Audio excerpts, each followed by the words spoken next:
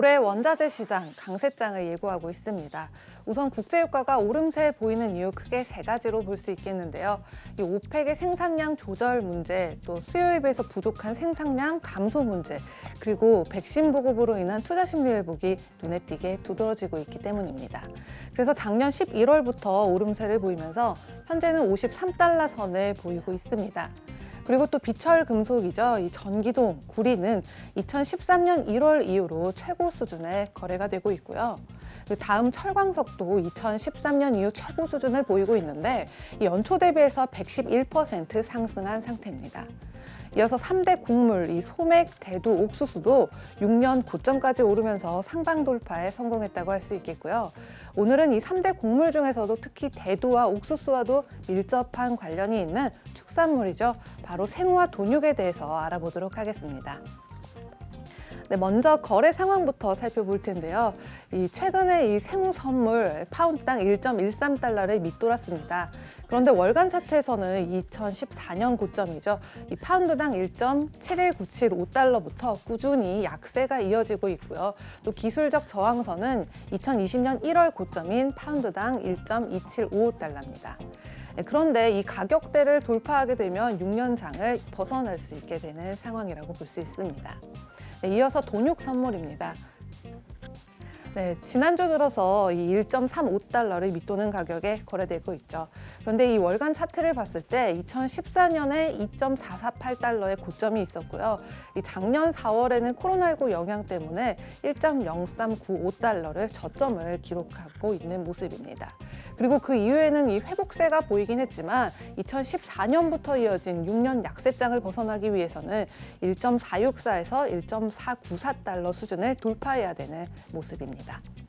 네, 그런데 이 곡물 시장의 움직임을 고려한다면요. 축산물 시장은 향후 몇 달 동안 상당한 가격 상승을 보일 것으로 예상이 되는데요. 바로 그 이유 세 가지를 알아보겠습니다. 네, 첫 번째인데요. 대두 가격의 영향입니다. 이 대두는 분쇄 과정, 즉 이 크러쉬 과정을 거쳐서 대두유와 대두박이 생산되는데요. 이 중에서 대두박은 사료의 주된 원료로 쓰입니다. 이 대두 선물은 월간 차트에서 이 작년 4월이 8달러 선의 저점이었고요. 지난주 들어서 14달러를 넘겼습니다. 그리고 올해 1월 초부터는 2014년 6월 이래 최고 수준의 거래가 되고 있습니다. 그럼 또 다른 사료, 이 옥수수는 어떨까요? 이 월간 옥수수 선물은 지난 4월에 이 부셸당 3달러 수준이었는데요.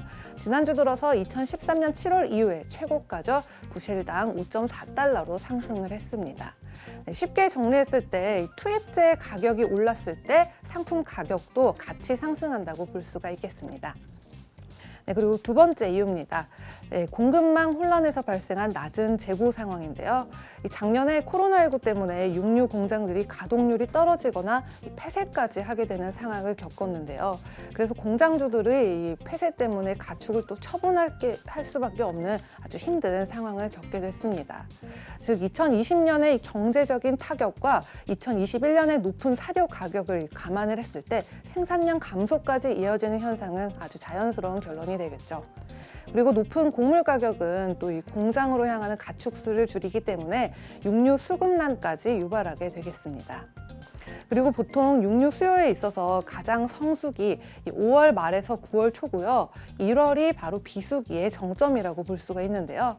그래서 이 5월 말이면 이 본격적인 육류 소비철이 시작이 될 테고요. 또 여름쯤이 오면 백신 접종 때문에 이 코로나19 집단 면역이 형성된다고 봤을 때 작년에 비해서 확실히 이 압도적으로 모임이 늘어날 수밖에 없겠고 육류 수요가 상승하게 되겠습니다. 즉 작년에 있었던 공급망 혼란과 곡물의 가격 상승 때문에 이 생우와 돈육이 강세가 이어질 수밖에 없는 상황입니다. 네, 세 번째입니다. 이 상품 전반의 수요를 꾸준히 높이고 있는 인류 통계적인 추세입니다. 이 미 통계국에 따르면 2000년에는 이 세계 인류가 약 60억 명이었습니다. 그런데 21년이 지난 지금 전 세계 인구가 28.9% 이상 증가한 77억 3,600만 명에 달했다고 하는데요. 그래서 자연스럽게 육류 소비자가 더 늘어났다고 볼 수 있습니다. 그래서 실제로 지난 20년 동안 인류 통계학적 요소는 이 육류 선물 시장에 아주 직접적인 영향을 끼쳤고요. 또 곡물 시장의 가격 움직임까지 감안을 했을 때 생우와 돈육 선물이 조만간 눈에 띄는 상승세를 보일 것이라고 예상해 볼 수 있겠습니다. 네, 그럼 마지막으로 이 육류 투자에 관심이 있으신 분들 이 COW ETN을 참고하시면 쉽게 움직임을 따라가 볼 수가 있을 것 같습니다. 지금까지 글로벌 금융시장 신쿵 브리핑 펄스였습니다.